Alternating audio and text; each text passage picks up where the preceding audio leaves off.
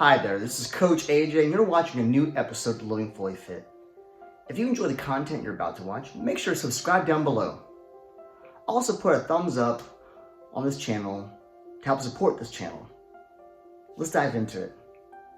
So to finalize our series on walking the high wire of our lives, looking at balance as a whole, think about this. As we've been talking about balance the last few segments, think about how balance affects our lives.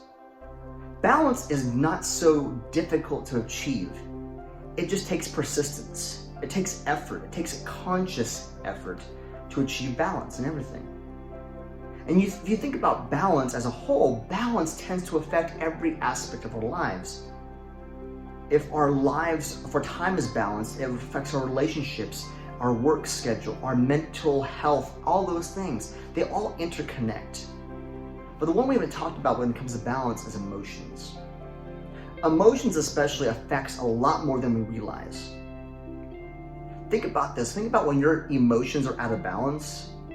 What does that affect? Emotions that are unbalanced tends to affect our health. Think about when your emotions are out of whack and you're overly emotional or stressed out or anxious or just violently angry, or when you're depressed, it affects your body in such a way where you lose sleep, you can't eat, you can't drink, you're just lethargic, you're falling apart, you're tense, you're sore, all those aspects when it comes to being overly emotional or extreme or out of balance especially. That's one aspect, is it affects our physical balance. It also affects our mind.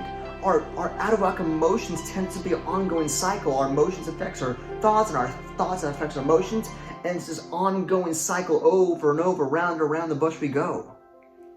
Never ending, unless we take control of our emotions, find equilibrium in our emotions, and find that perfect balance. But think about this: when our emotions are out of whack, not only does that affect our physical body and our mind, but affects our relationships. When your emotions are unbalanced, you push people away, you hurt people, maybe not on purpose, but we do. We distance ourselves, we create toxic environments for others because our emotions are out of control. And we tend to blame other people for our emotions. Well, you made me feel this way. Lie number one, false. No one can make you feel a certain way. You choose to feel that way because of an external force that makes you think a certain way, and your thoughts control your emotions and then you express them. So again, no one can make you feel a certain way. They might trigger the thought that pushes the emotion, but that's about it. But in the end, you control how you react. You control what you say. You control how you filter or don't filter those things that comes out in emotion expression. Well, think about this. We tend to blame our emotions on something.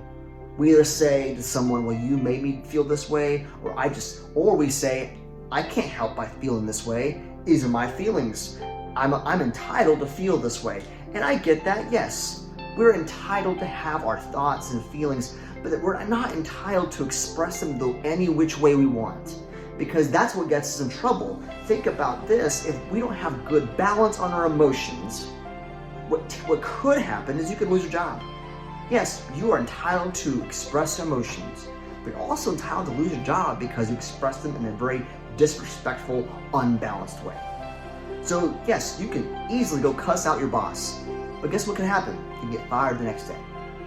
Yes, you can easily just express your emotion and just vomit all this emotion on your significant other or a friend. But guess what? They might just cut you off or be like, you know, I'm distancing myself from this person because, oh my gosh, that's a lot. So again, we are entitled to do that, but we also have to understand that unbalance of emotion has negative effects to it. There's a consequence with every action and reaction. Again, there's always a reaction to the action, right? There's always a consequence to what we do. And consequence isn't a necessarily bad word. Consequence just means what happens after we do something. There's a good consequence or a bad consequence, depending on how we express that emotion or that thought. But again, it boils down to how we can have control. And yes, you can have control of your emotions. You can have balance in your emotions. You can still express sadness, anger, frustration, happiness, joy, all those things, but in a balanced way where it still produces a healthy lifestyle for you and your mental capacity and your relationships and your physical health, but also lets you express it so you're not just bottling it up inside either. Now for me, I've slowly had to teach myself throughout the years how to compartmentalize emotions in a way that expresses them in the most appropriate terms, in a most appropriate way at the appropriate time. Because if we don't compartmentalize that, we don't have that filter, again, you're going to express it, by all means, express away, but you're going to either burn that bridge, get kicked in the rear, so on and so forth. Again, we are entitled to have our thoughts. Doesn't mean we can just say what we think all the time. If that was the case, you'd be punched in the face quite often. But that's why the filter, that's why the balance comes in, and it's so important that we achieve this and understand this balance. That we understand that when external activities, external things happen to us, someone cuts us off, someone hurts us, someone frustrates us, something happens. An activity, something happens to us.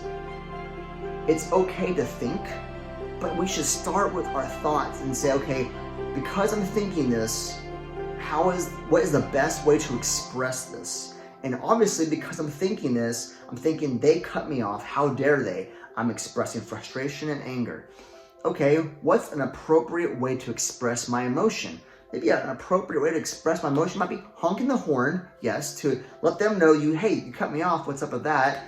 And yeah, you leave it at that. You're a little frustrated, you move on. You can't control what they're doing, you can't control them. Probably an inappropriate way of expressing emotion would be flipping them off, cussing in your car, get angry and vicious, slamming on your steering wheel, all that stuff. What good is that going to do? It's just going to get your heart elevated, going to get your blood racing, and get you all ticked off. And you're going to get home from work, and you're going to walk in the door with all this ugly emotion and anger and just all this energy, negative energy you're bringing to your home and just expressing to everyone else because you just had to be emotional, unbalanced emotion. Again, it's not an appropriate way to express that emotion. Frustration, move on, right? And it comes with any emotion. Sadness. It's okay to be sad, but I don't believe it's okay to be depressed and let that sadness just grow until it's this giant snowball of depression. And I get it, I'm not talking about people who deal with chronic depression. I'm not talking about you. I get that if you're dealing with that, please seek help. Find a good counselor, find someone who can help you. But when we allow small things of sadness to build up into a snowball that builds up into this depressing moment, then that's where it becomes a problem. We need to find good ways to express emotion that doesn't build up into a snowball and destroy and have collateral damage around us. And there are people that allow small moments of sadness to build up and make their days ruined. This is the worst day ever because of this one small thing. But is it the worst day ever? When my son was little, my oldest son was little and everything, I remember he got in trouble one day and he was crying because he got in trouble that one moment. This is the worst day ever. I'm like, really? The rest of the day was great. And you tell me this one sliver of moment, that one little minute where I chewed you out is the worst day ever? You see what I'm getting with this? Now granted, at the time, I think he was like 9 or 10, if he would have let that grow in his head, which he probably did that moment because he was 9 or 10, but if he would have kept believing that was the worst day ever, he would have forgotten everything else that happened that was good. And that's what we have to use. We have to look at the whole scope of things in our lives and not let those small slivers of action and external things that happen to us perpetuate and grow to the point where they really affect us and put us out of balance. It's okay to feel a moment of sadness or even depression to a point, But it's not okay for it to snowball and to grow and to fester and to explode to the people around us and to affect our lifestyle to the point where we don't sleep and eat and we're not able to enjoy the small things and the beautiful things of life. So you see where I'm getting with this? As we're looking at balance as a whole, emotions are a key factor in this because they affect so many other things. Our emotions affect our relationships. Our emotions affect our mental health. Our emotions affect our everything, our physical bodies, all those kind of things. So it's so important that we take a hold of our emotions. We step back, think about what's triggering this emotion and what is an appropriate way to express the emotion. Once we find that delicate balance of how we express it in a way that's healthy, conducive to the overall growth of ourselves and other people around, then we will see better expressions of our lives. We'll see healthier relationships. We'll see a healthier us, and we'll start seeing more steps in the right direction when it comes to balance. Anyways, thank you for watching. I'm Coach AJ. You just watched another episode of Living Fully.